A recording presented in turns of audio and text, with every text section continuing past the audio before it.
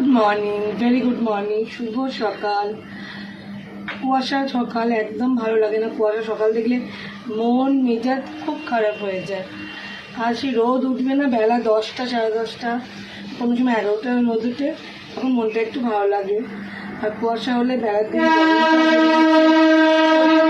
খুব বেশি বেড়েছে। আর বাচ্চাদের সবার পরীক্ষা, মাধ্যমিক, মানে উচ্চ মাধ্যমিক, ক্লাসের অ্যানুয়াল পরীক্ষা সব এই সময়। তো বাচ্চাদের অনেক চেষ্টা করেও ভালো রাখা মুশকিল, কেন কি ঠান্ডা গরম না, আমাদেরই শরীর খারাপ হয়ে যাচ্ছে।